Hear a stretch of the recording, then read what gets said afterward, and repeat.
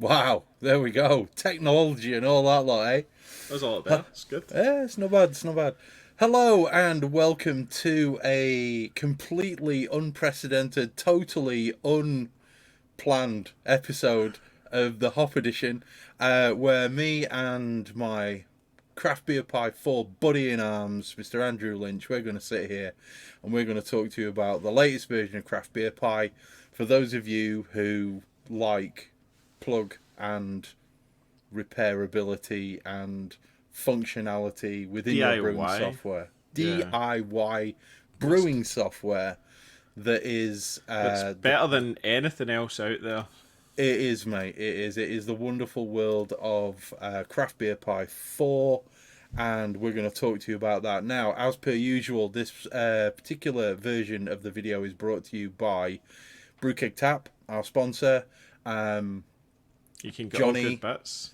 You can get some amazing stuff from this. Particularly, there's going to be another video coming out pretty shortly, which is all about the wrapped temperature controller. Yep. Which I did a little video about earlier on today. I'm waiting to make sure that this wrapped pill that I've got works, and then we're going to move those videos live on our YouTube channel. There will be no audio version of this particular YouTube video that we're going to put up because you kind of need the visuals, don't you, Andy? Yeah, of course. Because otherwise it'll be like, no, just look over here. Yeah. And it'll be like, yeah, we can't see anything. Yeah, it'd be like listening to the 9 o'clock news when you're in a different channel and they're showing a video. It's just not going to work. So, we're gonna do that. But thank you very much to all of our Patreons. We really do appreciate you guys, and I don't think we've had any new Patreons since the last podcast that we put up. So, you know who you are. Thank you very much. Andy, there was lots of good chat as well recently on was it Discord?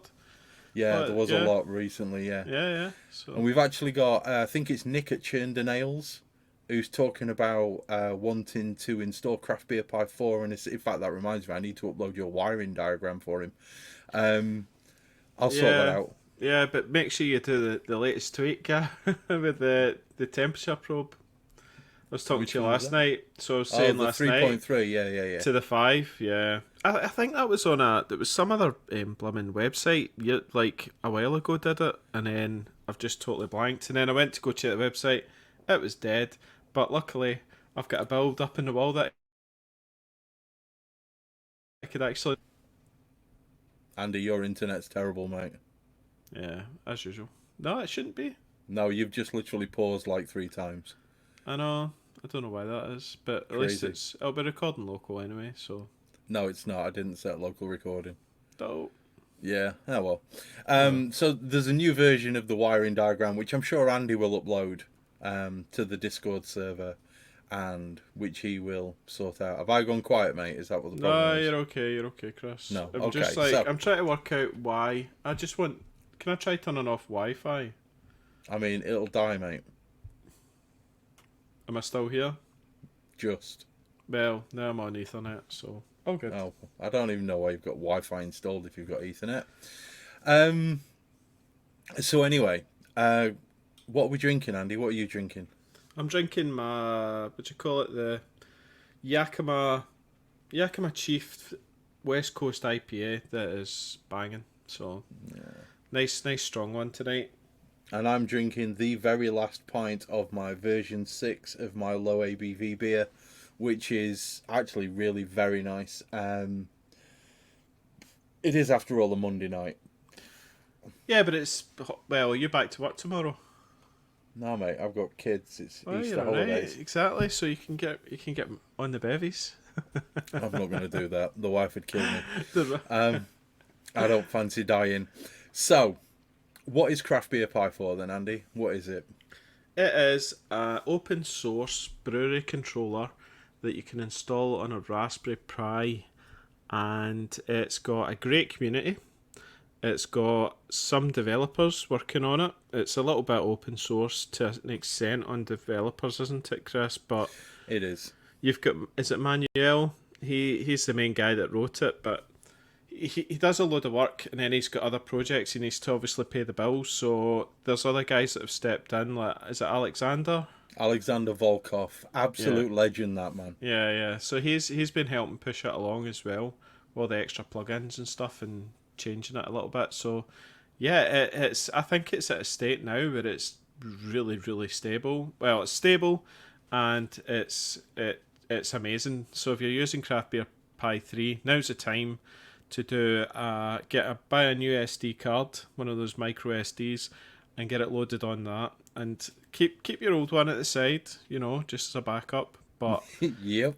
yep, just in case you really want to do a brew day and you're not quite getting there yet. But it's incredible. I've started doing a little series on my YouTube channel as well on this system, just to try and take people through that's maybe done a bit of build with it before, like ourselves, Chris. So Yeah, it's the reason why I would keep CraftBeerPi4 around is I've said this before, right? CraftBeerPi4 is a completely different setup, way of working. It controls your brewery, and that's pretty much the only similarity between it and CraftBeerPi3. Yeah, it's a complete rewrite, and you can tell that because the way it actually operates is different. Like when you had all your recipe steps before, there's slight changes to that, the way it works, and you're like, why is that not doing what I wanted it to do like it did before? So it's you can work those. We're still trying to work it out, but yeah, it's getting there. Well, I've done 2 brew days with CraftBeerPi4. The first one was a nightmare, but I think it was initial teething. Yeah, exactly. That beer that I made, the one that everybody's trying to name, Oh, your IPL. the IPL. Well, the nipple. Yeah, I'm not allowed to call it an IPL because it's got the L in it, and Tricky will freak out. But that's actually had the dry hop today, so there was 25 grams of Simcoe Cryo, 25 grams of Mosaic Cryo that have just gone in, and the wrap temperature controller is now controlling that for 48 hours before it drops the temperature down for the cold crash. Yep. Shall we show them CraftBeerPi4? Yeah, let's bring it up. Shall I zoom in a little bit? Should we do this one? Oh, are you going to zoom in? So I'll just leave us at the side then. Yeah. Hold on, there we go. There you go. A little bit bigger. So that literally is Andy's CraftBeerPi4 setup. That is exactly what the dashboard looks like. Yeah, this is the way I've set it up with the 3-pot Herm system. Mine's a little bit different because mine's single vessel, but I didn't fancy lugging this. Absolutely, you can't actually see it. I've got an enormous cable here, which is 6mm cable. Yeah. Which I run down and plug into the 40 amp commando at the back of the house, and then run it up here so I can do my brewery up here. Yeah. I didn't fancy doing that at like 8:30 on a Monday night when it's raining outside. Well, not when I can just turn it on and it's super easy. I mean, I could have taken the SD card out of my control box and plugged it into my other Raspberry Pi that I've got in here, but I just couldn't be asked. So nah, it's painful. It sounds painful. It is. It's a pain in the butt. Plus, then you wouldn't have all the live temps and stuff like that either. I know I would have the live temps, but you know. Oh, no. I know I wouldn't actually because I wouldn't have the hardware connected. Yeah, that's what I was thinking. Yeah. Yeah, you're right. So tell them how to set up their hardware, because there's definitive defined steps that you have to go through in order to get this to work. This is almost like the final part, right? This is what you end up with. But to get to this, you actually have to go into the hardware. Okay? Now you have to set up, you have to tell it everything, don't you, Chris? Yeah. That where everything is. So like your kettle. Can you zoom in on that a bit? Yeah, a little bit. There you go. Better? So you have to actually set these things up. So you have to bring them in. So you would bring it in. You would name it your kettle. You would choose your logic. Like, so hysteresis is, it's almost like you can set it between 0.3 below and above, and then just try and keep it in that sort of range. And that's what you tend to find. Hysteresis is what you find when it's a fermentation sort of control. But the one that I tend to use is PID. So, Chris, what's PID stand? I don't know what the PID actually stands for. All I know is that it is. It's like a kind Isn't of it? PW. It's like pulse width modulation type It's control. like that, isn't But it? it kind of. Precise, indicative, and in fact, tell you what. Why not just Google Why it? don't you Google it? Yeah, What it's. does PID But mean? you've got all different types of ones. You've got ones for your herms if you want to control the herms temp through your mash tun. You've got auto tune, which you'll need to do first of all when you set up your actual, your kettle or whatever, because that will give you your PID values. But anyway, if I go PID boil, then you can select what element you want to turn on. So I would You have. see, Andy, at this point, can I suggest that you just click cancel? Just click cancel on that, because that's the second step that you do. Yeah, because you really need all your actors, don't you? Yeah, you have to define your actors first. Now, the most important thing about your actors when it comes to adding them is knowing what kind of actor they are. Are they a GPIO actor? Are they a GPIO pulse width modulation actor? What kind of actor are there? Normally, elements are GPIO PWM actors. And then your pumps tend to be just GPIO actors because they're either on or off. Elements, there is the ability within the PID, which is proportional integral derivative. Oh, there you go. God bless Google. Yeah. And what that means is, it means that it knows when it's going to reach a certain temperature, and the system will automatically reduce the power in order to maintain it at that temperature, which is why you do the auto tune, so it gives you the P, the I, and the D values.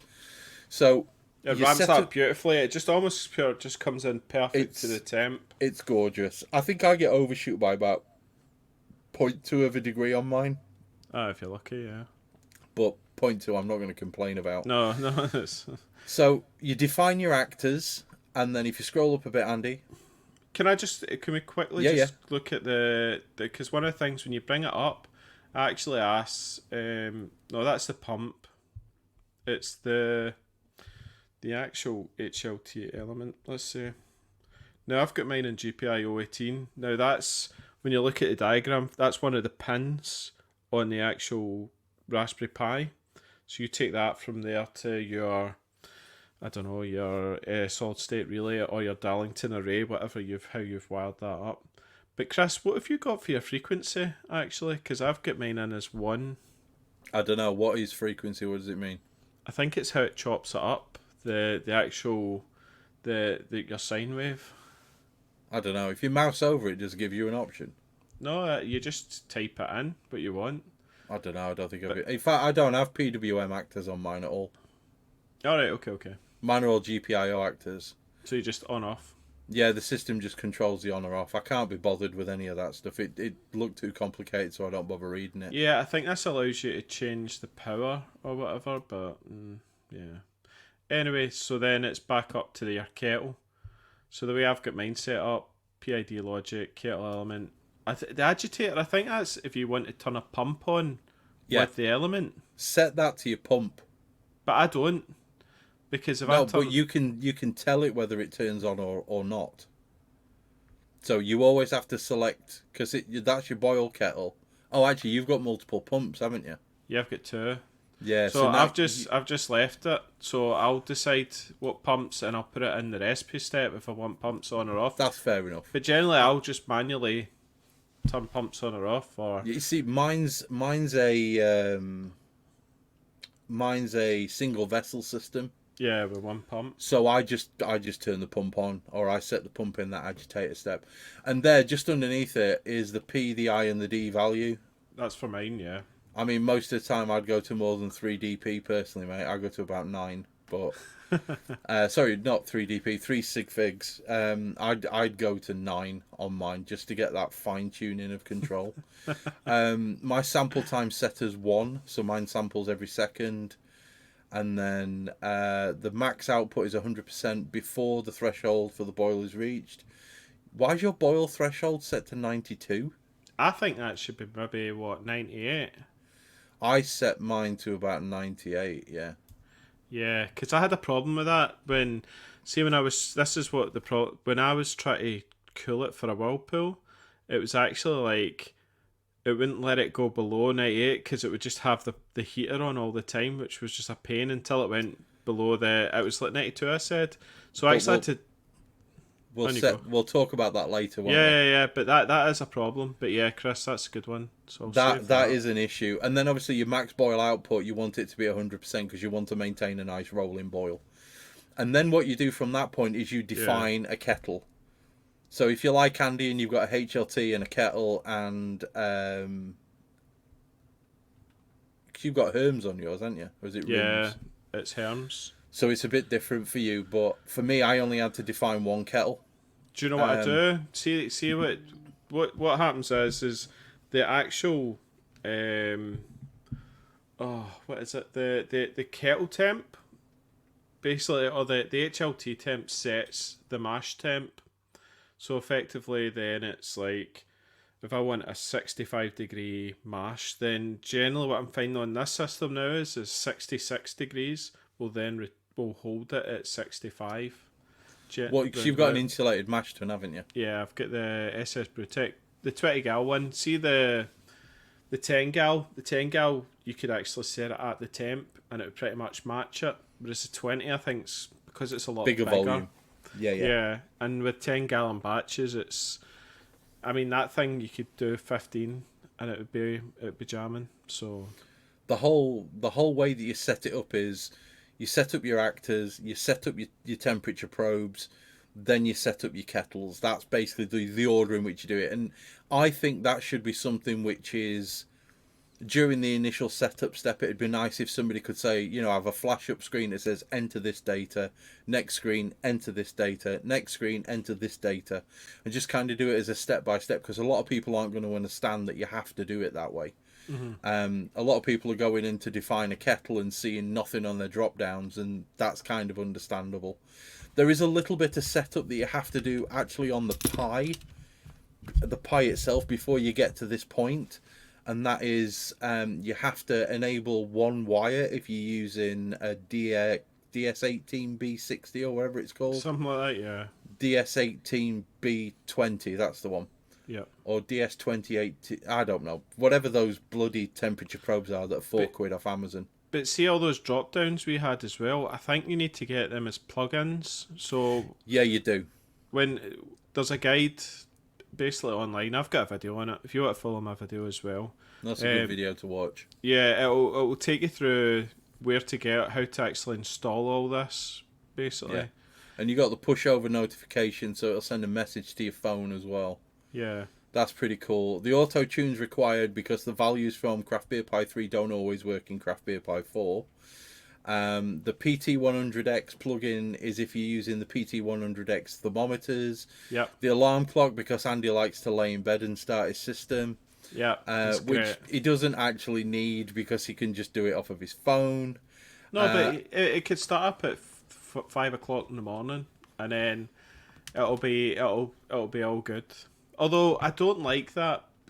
We'll get into it maybe when we look at the actual steps. But I'm not sure I'm keen on it because I think it's guessing how to get there rather than using PID to get there. Really? Yeah. Do you want me to show you? Yeah, let's Go just on, do then. it. Where is it? Have you got water in your system, Andy? It's mash profile. So start up. Let's look at it. Yeah, I do. Right. So it says start up alarm clock. You set your time. So was it the 1st of April was the last time I looked at doing one? Yeah. Water, I wanted it up to about 60. But then you have to plug in your power, how efficient it is, what your temp and all that sort of stuff is, and it's not using PID. That's crap. So it's crap, right? So it's This basically is crap. taking a guess. So I would actually be better just saying, right, you just turn on.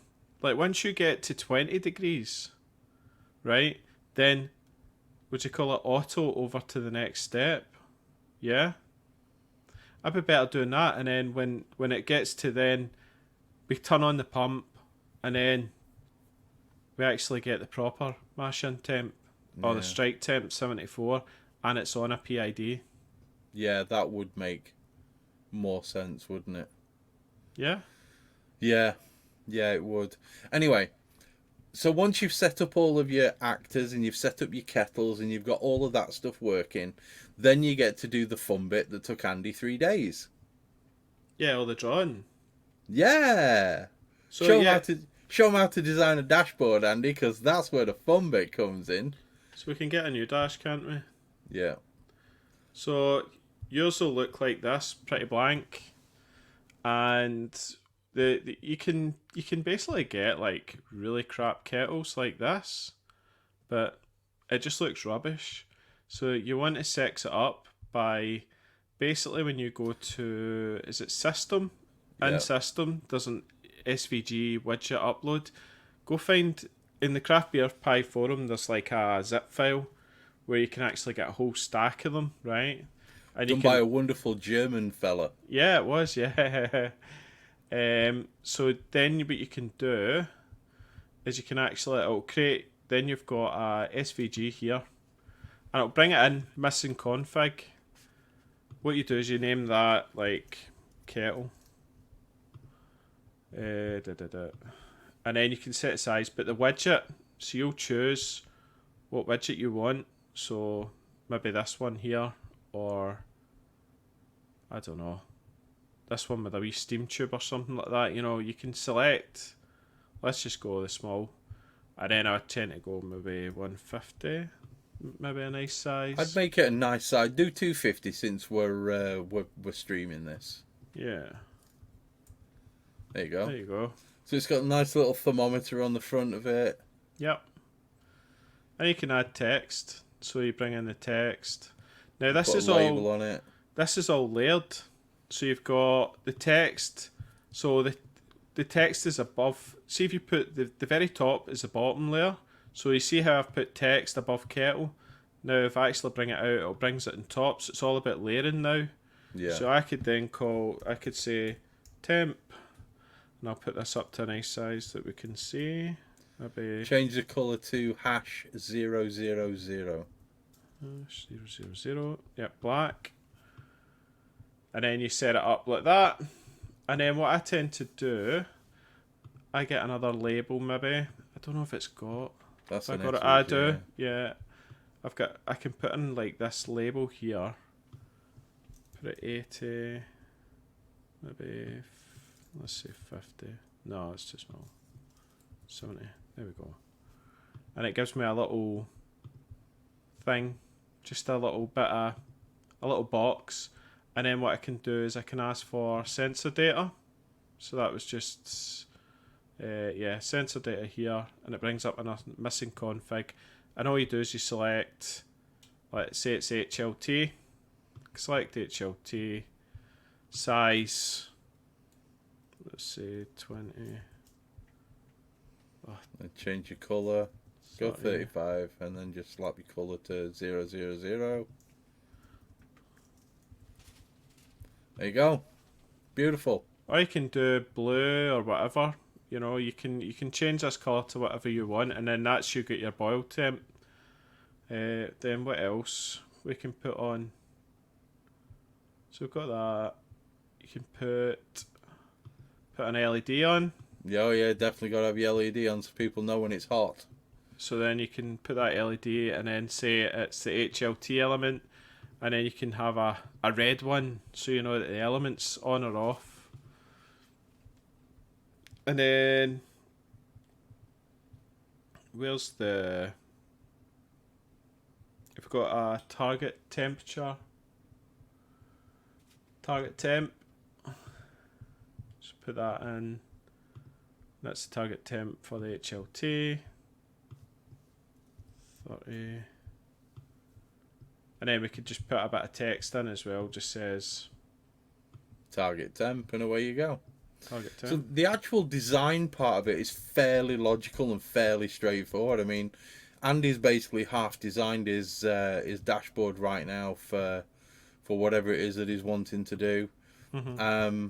And it's working quite well. It's doing its thing, and it looks quite nice. So, oops, something's beeping at your end, Andy. So in that, yeah. So that's just the controller beeping now because I've saved it.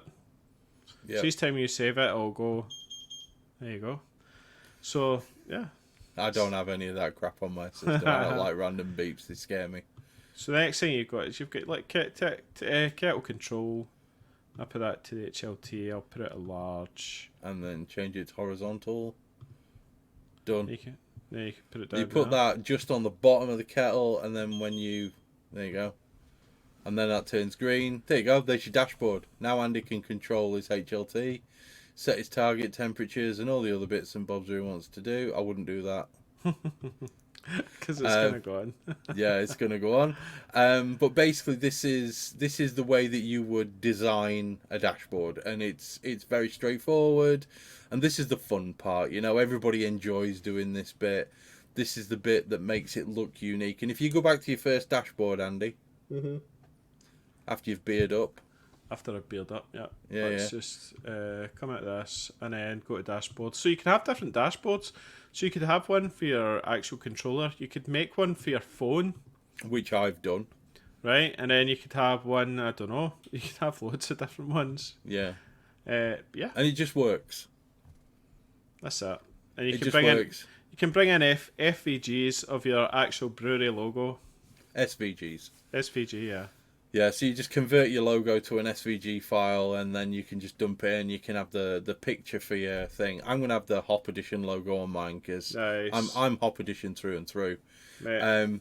But the whole idea of this is you then have a system that looks logical, and all these little things that Andy's got on the side, like he's got an element on his HLT at the bottom. Yeah, you just bring in all these bits of graphics. And they're just jazz it SVG up. files. Yeah. And then he's got his thermoprobe on his mash kettle. Yeah. He's got handles on his HLT. So you can basically make the picture that you see on the screen look like the brewery that you've got. Yeah. That was the huge thing with CraftBeerPi4 that everybody was ranting and raving about, okay? Yeah, it's and personalised. These German guys, when they designed all these SVG files, they look phenomenal. And you can pretty much find equipment that looks legit. Like Andy's got his Hermes coil halfway down his HLT. Dude, you could go get a program that does SVG and make it yourself. Yeah, you can. Literally. And he's got his pumps at the bottom with the LEDs, and then he's got the LEDs for the kettle and the HLT and all this kind of stuff. And it does its thing. It works. It's wonderful. And the car in the middle is auto mode, which is when you actually start to do your brew day. Now, this whole kind of dashboard design is wonderful and it looks ace. However, there is one thing that always used to piss me off about CraftBeerPi4, and that is when you design a recipe, you then have to go through, because like if your strike temp's different, or your mash temp is different, or your boil length is different, you then had to go in and edit each one of those individually. Now, one of the things that I actually made this happen, and I hate to blow my own trumpet because I ended up speaking to Alex Volkov because he said he couldn't sort out BrewFather, which is the software that most people use in these days. He couldn't set up BrewFather because it needed a paid account in order to be able to get the code for the API. So, me being me, I just went, look, here's an account, sort it out, make it happen, kind of design it. And it took him about a week. Now, what you can do is, don't click that button. If Andy goes to the bottom and clicks on that drop down on the left-hand side for BrewFather recipes, all of Andy's BrewFather recipes should show up. But I don't have it. You don't have BrewFather? I've not set it up. Why not? Because I've not. Well, shall we show them how to set it up then? Should we? I mean, no, we'll just go through the steps. We're not actually going to show them your API key and everything, because that would be stupid. That's what I was But thinking. what you can do is, in fact, just a sec. Let me get. I'll get it up on my side, and then we can go from there, can't we? I'll pull BrewFather up on my system, and then I can show them how to set it up. So, Well, wait. So how do I do it, Chris? And then I can just stop sharing during the bit when I put the key in. Well, I'm going to show you how to do it on mine now, because Okay. all of mine should be hidden. So if you come over here on BrewFather to settings, and you need a premium account for this to work. So you click on settings, and then if you come down on the right hand side, you've got API key here. Okay. And if you click on generate API key, I can't click on it because it'll overwrite my data. So if I go settings, brilliant. Where is it? Over to the right hand side and scroll down. Generate API key. Right, hit so generate. You click generate API key, Yeah. and then it'll give you 2 codes. Copy and paste them into a text document because you're going to need them. It's just asked me to update BrewFather for whatever reason. Yeah, just click update. It only takes 2 seconds. Right. Generate. Yep, so now, generate it. And then it'll give you a user key. And it says read recipes, read batches, edit batches, read inventory, edit inventory. The only thing that you need is read recipes. Yep. So generate. And then you click generate and it'll give you 2 keys. Generate key, yes. And then you copy and paste that into the relevant bit. It's got a spinny wheel at the minute and it says generating. Right, okay, there's 2 keys, user ID and API key. Right, now if you copy paste them onto a text document on your end. Oh, come on. You see, this is why you need a fucking PC, Andy, not a goddamn Mac, because it's easier to do that shit. Where's my OneNote? Not OneNote. Here we go. I'm going to have a vape while he just fumbles around. Notes. I've got notes. Right, copy that.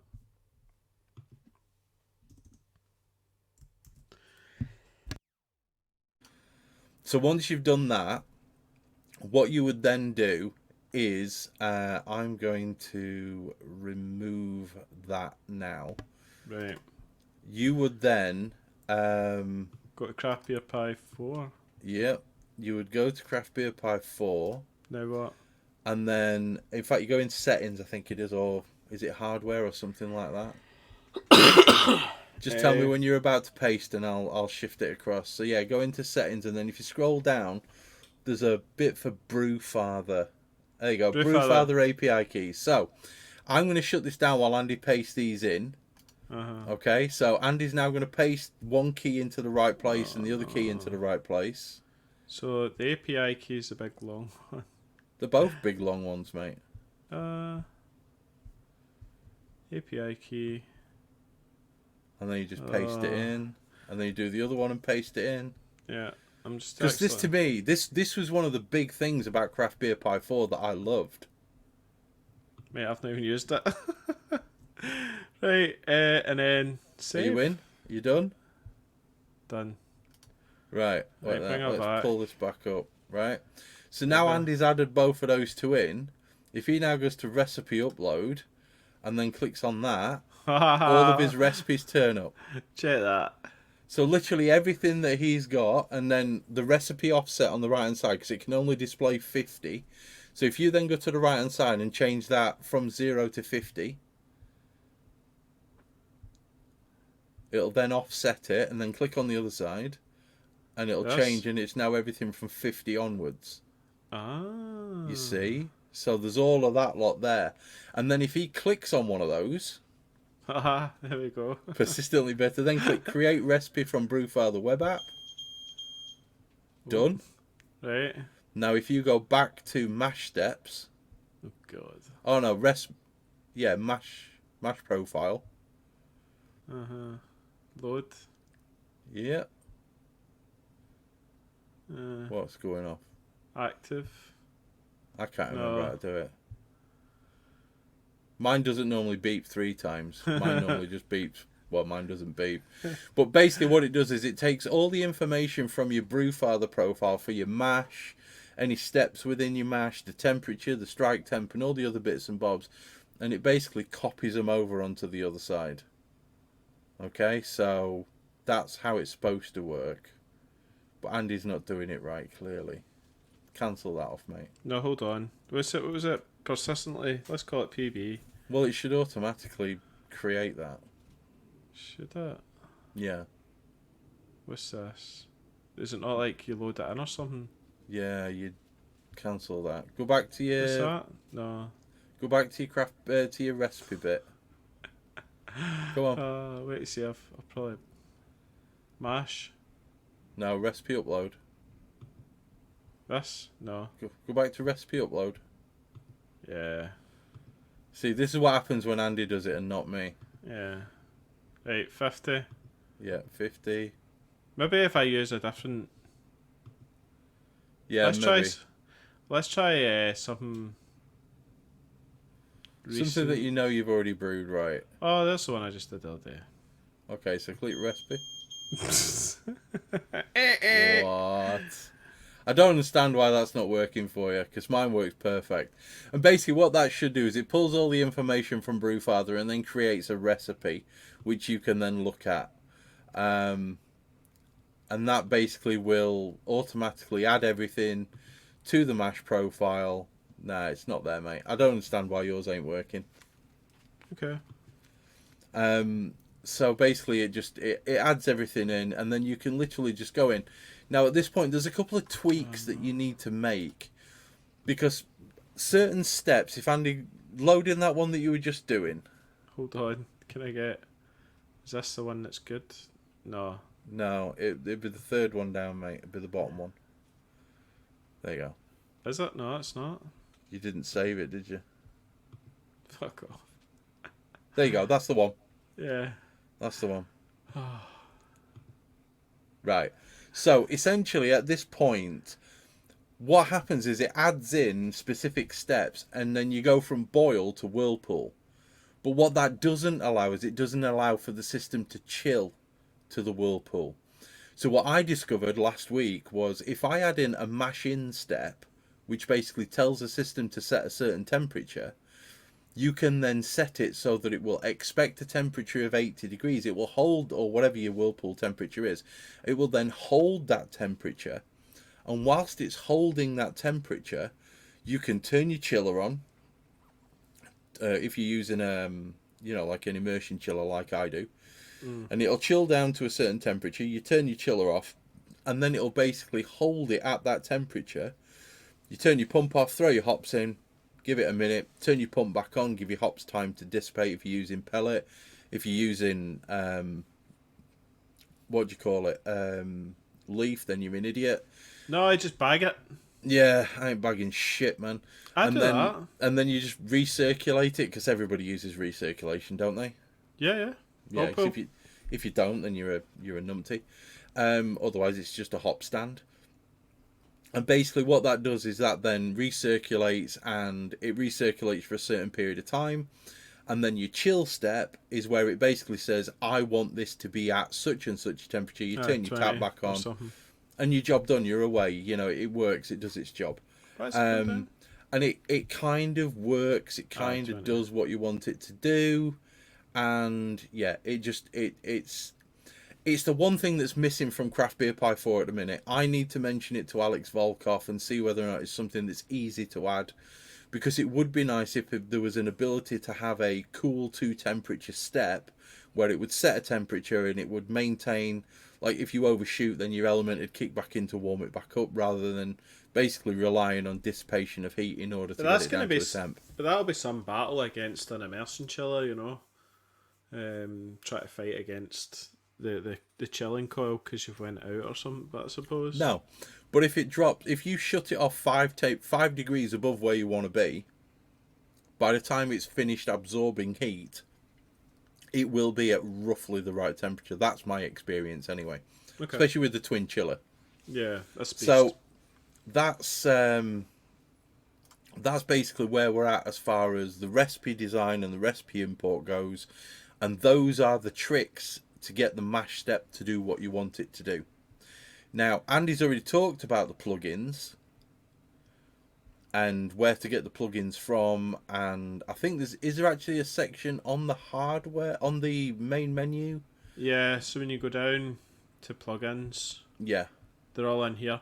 But you actually have to go into terminal, and you have to type sudo in pip them, don't you? Sudo pip them all in. But it's basically it's what's it called? What's the GitHub?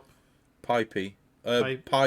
Pi Brewing, yeah. And then you just put in there's an install guide that shows you how to do it all, and the install guide is really good as well. It's a Git book.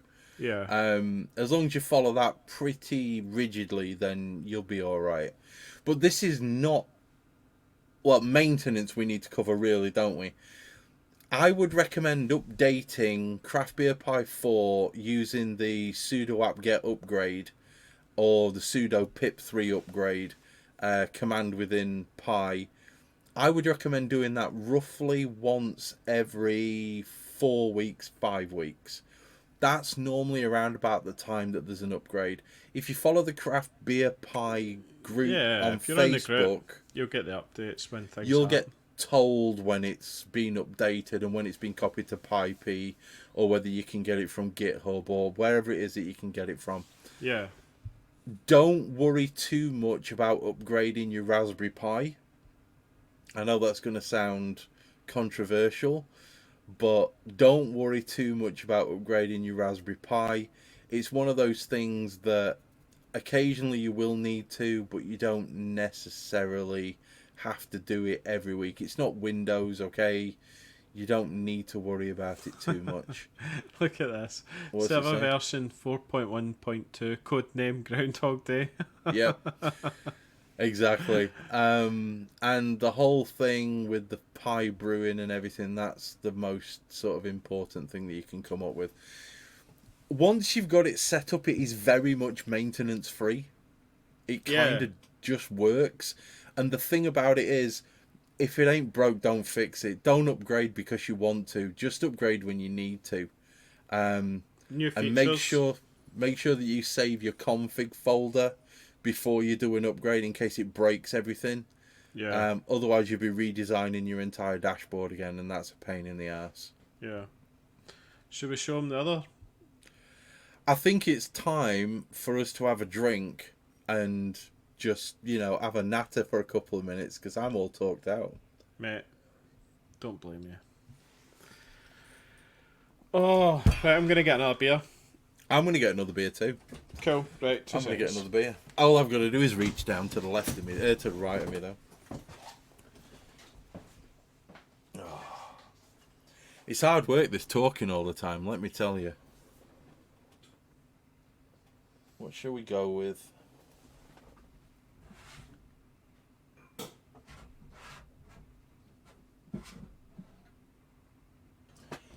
Oh. Owen Puckett recommends this beer, right? So, my brewing brother-in-arms, Mr. Owen J. Puckett, he recommends this burnt mill beer. It is called Over the Horizon, which is a Citra Idaho 7 Cashmere New England Pale Ale at 5%. I'm just going to wait for Andy to put his headphones back on. Andy, Owen strongly recommends this beer called Over the Horizon by Burnt Mill. Okay. And it's a Citra Idaho 7 Cashmere New England Pale Ale at 5%. Owen's... Well, you think about that. Citra Idaho 7, yes and yes. And then Cashmere. Add in Cashmere as another layering hop. That'll be banging. Well, the thing... Oh. Because I got a blast of coconut there. Because Conflux is Citra Idaho 7. And then Cashmere's...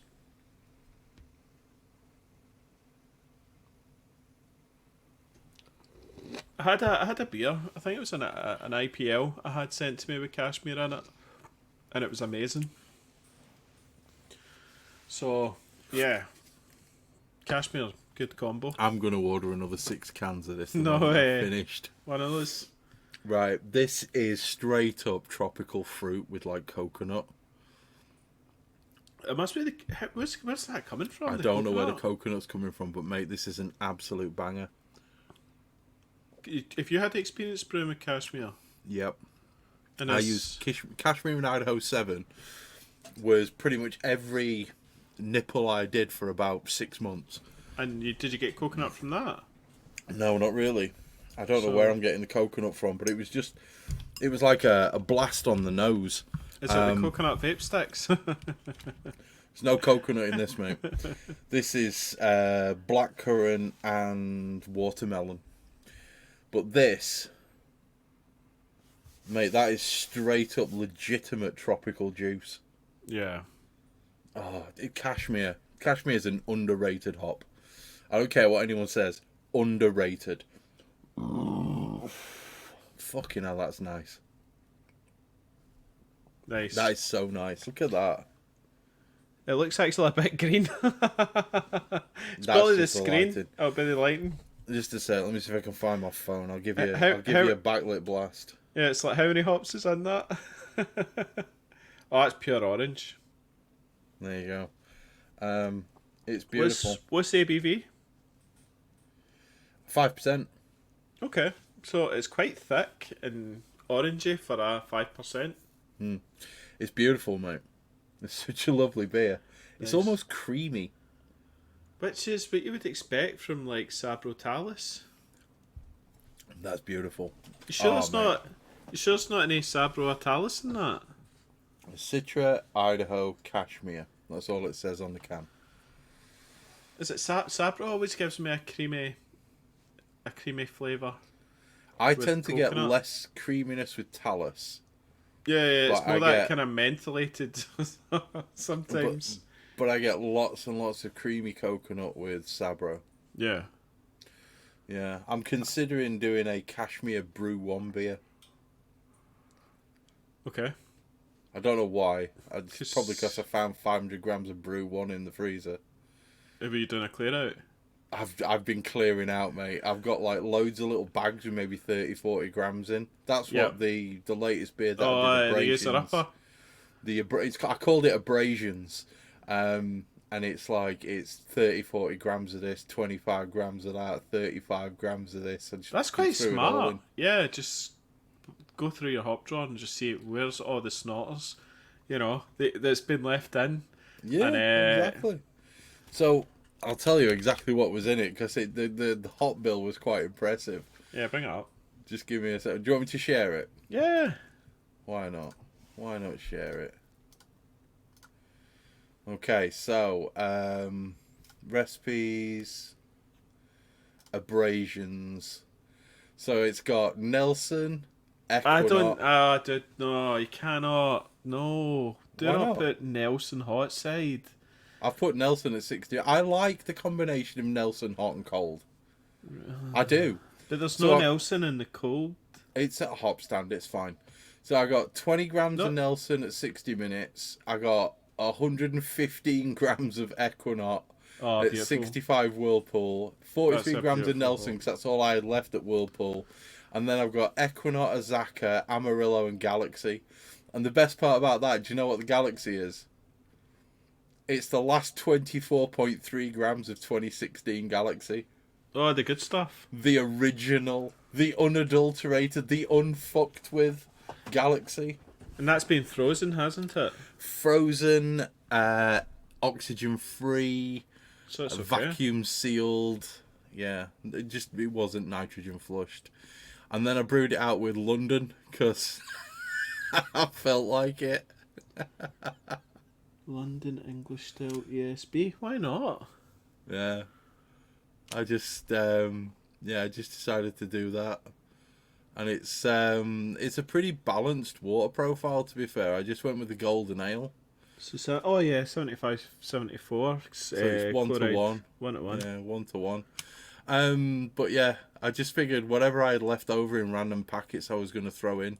Have you used random malt as well, or is it just? No. I had about 10 kilos of Bark Munich left, but the colour was a bit low. I wanted the colour to go up a little bit. 400 mils of dextrin malt, 3.5 kilos of Warminster's floor malted Maris Otter. Mm-hmm. It's an interesting. That's an interesting. I guess Yeah. we'll see where it ends up. Why not? Yeah, I'll be buying. Yeah, I mean- it should be. It should be. Yeah, I just see Nelson, and I'm in the hot. Like Nelson should be a dry hop, I think. But No, Nelson works well hot side. It does work well hot side. It's one of those hops that different people get different things from it, and I really like it hot side. It just works really well for me. So, what about Yeah. you? What are you drinking? Oh, I've got my low ABV banger basically, which is like it's turning, kind of tangerine juice type thing. Which is, I mean, what was in it? It was Mosaic Idaho 7, wasn't it? So let's get this real citrus sort of.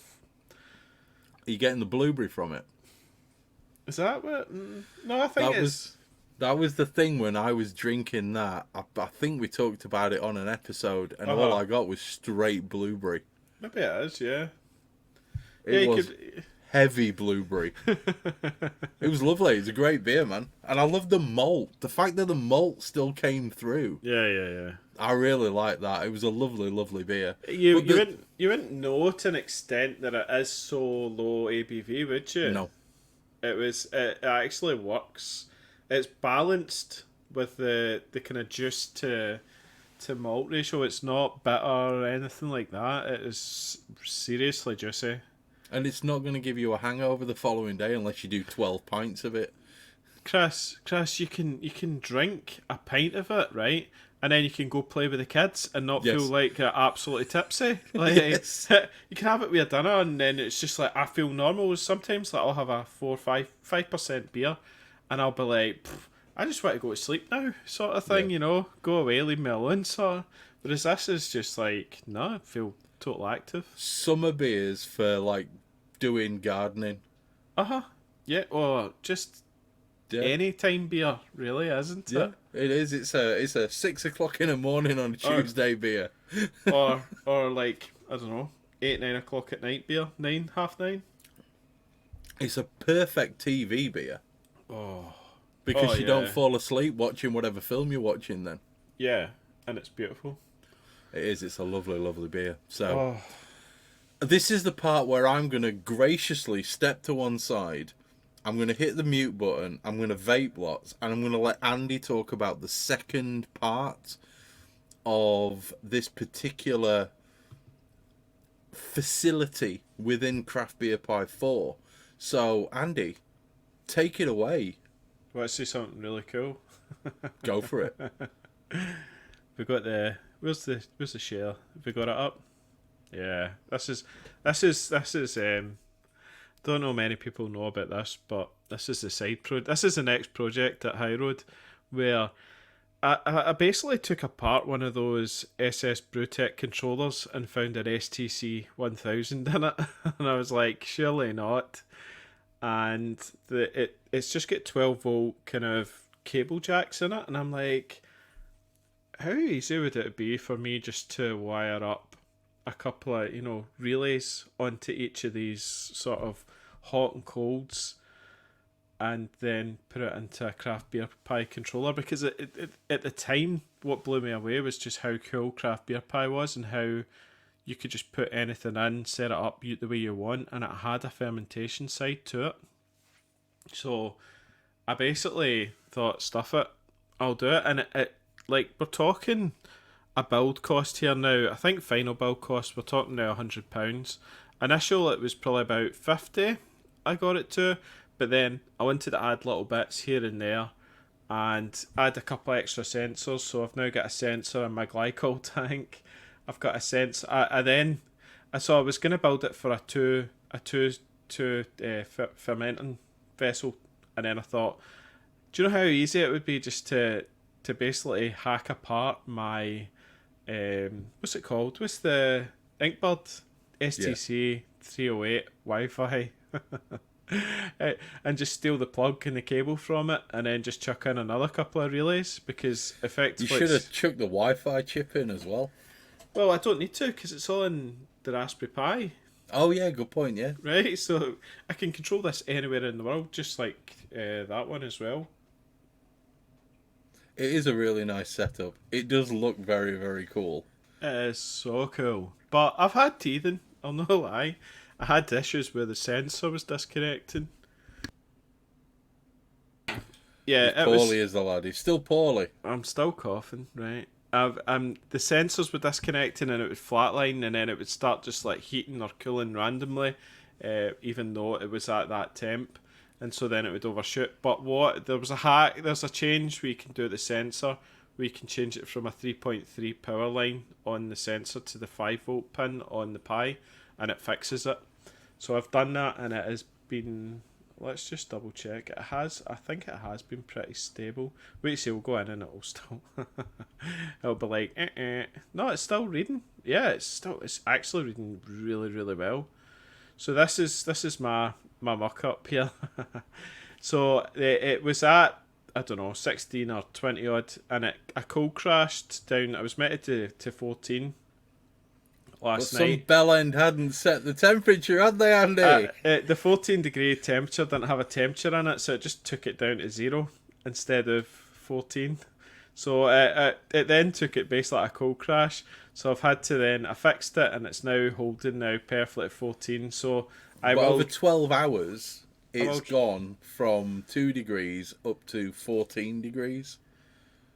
Yeah. So it's pretty cool. So it's Very all cool. it's all controlled, and you can see any of your, keep an eye on what everything's doing. The other one was people quite like is, Hang on, whoa, hang on. Go back to that. Click on tilt temp. it's not reading that just now because it's not Oh, connected. So okay. I was about to talk about the tilt, Chris. So let's see. So yeah, up here I've got a tilt, and if I turn it on, it'll read the temperature of the tilt and obviously the specific gravity as well. And then in the analytics, you can then take the tilt gravity and the tilt temp and plot that as well. Yeah, it's pretty cool. So you can keep an eye on everything. So I've put the tilt up here separate just in case it's in any of these three. Then it's just, But I think the most likely candidate will be the Chronicle tank, because the uni tank's quite difficult to actually. Let's say you can't put your hand on the top and pull out the tilt, because what happens is the tilt gets stuck. Oh, that's the glycol one. The As if by magic. I know. It'll be chilling down now to 4 degrees, -4. The tilt gets stuck in the U-bend here, and then you can't get any of the crap out. So you actually have to take the valve off the clamp and all that, and you could end up with a big mess. Whereas with this, you've got a big open top lid, and you can just reach down, grab out the tilt, and then do your CIP cleans. So yeah, Unitank, nah, I'd rather avoid putting a tilt inside it, to be honest. I can't fault you, to be fair. You don't. The thing about these onboard kind of these onboard digital hydrometers is they are wonderful if you have a vessel that you can reach into. Yeah. If you don't, then like you say, they're a major issue. I think that's the reason. Unless you've got inline gravity sort of monitoring, which there are devices that you can get for that. Who is it that's got that? There's a company that did the bubbler. Remember the Plato? bubble kit? Plato. Yeah, Plato do one, and you can put it through one of the tri-clamp ports on your Unitank, and then it'll. But it's like, POA. Yeah, it's like £1 million. Yeah, good luck. If you have to ask how much it is, you can't afford it. It's one of them. I'm pretty sure that's the case for me. They're nice. They do their thing, and they're spot on and everything. However, there are issues with the digital hydrometers. However, it's really nice that you've actually managed to get it separate so that you can read it. Yeah. I'd love to be able to get my my pill, because apparently it's now working. I'd love to be able to get my pill to be able to work on CraftBeerPi for the ferment side. But I'll be honest with you, this system that Johnny sent me, you can get the pill to work with it now, can you? Yeah. Because there's SVG files for the pill. Oh, really? Yeah. I didn't realise that. Yeah. But to be fair, the thing that Johnny sent me kind of does what Andy's got CraftBeerPi4 doing, but it does it for a single thing. See this? See the SVG for this tilt here, Chris? Yeah. I actually put an image of the tilt into a website that creates SVGs, and it spat out this, and then that's what I pasted in. Whereas actually the German boys have got an SVG for the pill itself. Really? Yeah. So Okay. it does work. Yeah. Well, that's quality. But essentially, the setup of this is exactly the same as for CraftBeerPi4. Yeah. You set up Exactly. your hardware exactly the same way. Um, But you, it's just a separate sort of fermenter profile, so you can go in and you just tell it, how long you want to do each of the steps. Chris, it's got step pressure. that's if you've got an inline pressure monitor in it. Mate, if you can control the pressure, I know. like, how do I get that? You had what are they called? They're called spundies or something. They're called. Is it an electronic spundy? What? Yeah, You know, electronic spundy valve. I don't. It might not be the spundy. I can't remember what it is, but yeah, yes, please. How cool would kind that? That's kind even. of makes everything worthwhile, doesn't it? But that's the thing with this, right? It's this fermenting thing is just it is next level on, what it can do. Mm. Yeah. That is pretty quality, to be But fair. the other one was I basically took the 240, 230, yeah, through a relay as well, and I've got my anvil bucket with a 240 volt heat pad and a 240 volt pump that's in the glycol chiller, and it just pumps cool liquid. It's like one of those pond pumps you can buy, Yeah. and I got the same sort of liters per minute as the SS Brewtech ones, and that then pumps cool liquid through the coil and the anvil as well. So I can do split batches now, so I can do like a 10 gallon but put 5 in this, 5 in this. Although the anvil is shite, right? See the clamps in the lid? They're the worst. They just do not hold. I mean, we were slagging the Unitank off for its pressure holding capabilities of 2.5 psi max boost, That's right? not the Unitank. Not the Unitank, the Chronicle. The Chronicle, 2.5 max boost, right? Yeah. The Chronicle's brilliant though. It still does 2.5. Like that's quite a lot of pressure. Whereas this thing, if it sniffs a bit of pressure, the clamps want to just burst off. Yeah. It's just absolute rubbish. So Not designed for pressure fermentation. no, or even just anything. But I just love having even just a one-way spunding valve is just even though it's cranked all the way open, and nothing can come back in type. I prefer that. That's what you want, though, innit? I mean, the whole system, the whole way it's set up, it is proper top of the range. It does exactly what it says on the tin and far more. Yeah. So the initial hardware setup is exactly the same. The dashboard setup is exactly the same. Yep. The fermenter profile is exactly the same as bringing in a recipe. Obviously, you can't import it from BrewFather, but Andy apparently can't import his from BrewFather. Anyway. Are there plugins for the fermenter side? Yeah, so there was all the the Create the Cool one was the blooming pushover.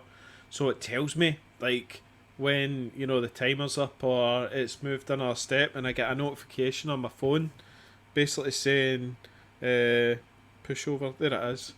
So it does all these different notifications it will give me on an app. So I need to get pushover set to the brewery as well. So then when I go in there and maybe like the sparge temp and the mash temp's up, it'll ping me while I'm playing with the kids. Right, Andy, get back in the brewery. Yeah. It's just all these little things that make your brew day easier. Sorry, I've just added something in. Essentially, what Andy's talking about with the old with the craft beer pie and all that sort of stuff, I've got a very similar thing using the wrapped system that I've currently got. There you go. So I've just pulled it up now. The pills at the top, the Fermi fridge is at the bottom, and I've associated the pill with the Fermi fridge, so it's telling me what the gravity is and what the pill temp is. Unfortunately, it's not accurate because the pill's here. Oh yeah. So the pill's right here in my hands. It's not exactly accurate. But yeah, that's cool. That's basically the way that it works. So it's yeah, exactly the same. It's horses for courses. Yeah, this is the DIY version. Chris is now testing out the commercial, off the shelf, plug and play. It will be a plug and play version, won't it, Chris? It literally is plug and play. It doesn't look as nice as CraftBeerPi4. Yeah. It really doesn't. And I like the adaptive. You see, here's a wonderful thing. Everybody loves Macs because they're defined. Okay? They're a defined piece of computer hardware that does exactly what it's supposed to do. And, they look the way that they look, and there's very little else you can put on them. Whereas CraftBeerPi4 is more of a PC. It's more customizable, adaptable. You can add little bits and bobs. And if you know Python coding, you can code things for it as well, That's kind of one of the added bonuses of it. You can write your own plugins if you know what you're doing as far as taking the data in and how to get it and stuff like that. So for me, it's definitely for somebody who has a basic understanding of computing. As far as and electrical engineering. And a real good knowledge of electrical engineering, because if you don't, you're not really going to be able to build your control box. Yeah. Don't try and save money on your SSRs, people. Just don't do it. Yeah. I wrote a guide to building a craft beer pie controller, which is up on the hopedition.uk website. Yeah, it's excellent. It's still very, very accurate and still very, very good. And the places where I've linked you to for things, aside from Still Dragon in Holland or Belgium or wherever they are, Brexit. They don't currently, fuck Brexit. They don't currently ship to the UK, but if you've got any kind of friends who are in Europe who would be willing to take a parcel and pass it on. Do you know what? AliExpress, right? The Chinese... They don't, I'm not, Andy, as much as I appreciate what you're saying, the quality of the bulkheads that you will get from AliExpress are dog shit compared to the one that I will get from Still Dragon. Yeah, okay, but it's still, your bulkhead, your tri-clamp bulkheads are still stainless steel, plug and play. You just drill your hole, fit it in, and away you go. You can put an element in. If you're drilling a hole in stainless steel, you've got more issues than a full yeah, it's get a hole punch. You still need to drill a hole for the hole punch, Chris. Yeah, but it's only a 10mm hole. Yeah, that's it. Yeah. But the basic sort of principle of it, the whole thing kind of stands alone. Andy, could you go back to a manual system based on the fact that you've been using Craft Beer Pie for as long as you have? No, because it's a nightmare. This just guides you through the process. It's like when I go, Dell's got a manual system, and it's like you have to constantly be on the ball, and you'll forget stuff. You'll always have, you'll fuck up your brew day because something's no went right. Whereas at least with Craft Beer Pie, it takes you through the steps. It's almost like Grandfather and Brew Tools. They've all got these systems where it just takes you through the steps. You don't have an effed up brew day, right? You just have a nice stress-free brew day, hopefully. So it's Craft Beer Pie for the win. For the guy that wants to, who's the engineer that wants to get more involved and build a system that does what that they want to do, then fab. It's just look, I set up the fermenter controller and I was only going to do 2 tanks, and then I went, I'll chuck on the other tank, and I could. Yeah. A bit more wiring, another couple of relays, and then hook it into the Raspberry Pi, and away we go. And that's the wonderful part about it. The expansion capability is ridiculous. If you could build a big enough control panel, you could probably run 15 different things. 8 tanks on the fermenter, because you've got, is it 16 GPIOs? Something like that. And then, so you could, half, so you need 1 for heating, 1 for cooling. So, yeah. Yeah, 8. 8 tanks per. And then, when you get to, say you have a big brewery, then you just have another fermenter controller panel. Exactly. You just build another one, and then... Yep. And then you just have a shortcut on your desktop to RPI and remote desktop into them. Job done. Yeah. Or VNC is probably the best option. Yeah. But yeah, the whole thing, legit. Craft Beer Pie 4 is such a huge step up from Craft Beer Pie 3. 3 was nice. 3 was it had the set bits, it was your set, but it was just a box was for a pot sort of thing, and it did the things, but this is just it's like going from, what's it, MS-DOS to Windows 11. Yeah. It is. It's a huge, huge, huge difference, so... We could sit here and wax lyrical about it all night, but I think an hour and 10 minutes is about right for this video. What do you reckon, Andy? Yeah, totally. Yeah? So, if you want CraftBeerPi4, then you need to go to the CraftBeerPi user group on Facebook. There's lots of information on there. If you want an install guide as to how to, sorry, not an install guide, a build guide as to how to build your controller, go to the hopedition.uk and do a search for CraftBeerPi, or CBPI, which is kind of the acronym for it. The wiring diagram, yeah, I'll make sure that's accurate pretty soon. There's a wiring, right, so if you go on Andrew Lynch on my YouTube, there's videos on an original build. There's a wiring diagram build as well, like a video that just takes you through the whole wiring diagram. Then I think there's 2 recent videos as well. There's a video that just shows you the system, and then there's another one on how to install all the software. Right, it takes you through where to go. So Chris is saying go to the CraftBeerPi user group, right? But there's more. There's like these guides that Alexander set up. There's things on Python I've put in there because you need to know how to update your Python because you need the latest one to run this. So I take you through that as well, where to find that, and so there's guides on that. And then tonight we've just talked about how to build all the sensors and actors and place all your bits. So I think that's kind of the full bifter, really. From the top to the bottom. Yeah. That's how we roll. So, me and Andy both love it. Tricky is a Luddite. He will eventually build it. Look, CraftBeerPi 6 will be out by the time Tricky decides to build it. Tricky is the ideal candidate to pull over. I've got to be honest. If Tricky went CraftBeerPi 4 and actually took the time to set it up and calibrate it properly, It would make a big difference. He would love it. I think he would so. love it. Yeah. I don't think he will for a while because he's too busy shilling the shit. I think he's just waiting for Brew Tools or somebody to give him a system. Probably. Although, to be fair, I love the Brew Tools systems. They look amazing, but I'm not spending fucking $4,000 on my brewing kit. No. There's a cost performance analysis that needs to be done there, and CraftBeerPi 4 wins. So I think at this point, thanks very much to our sponsors, Brewkeg Tap.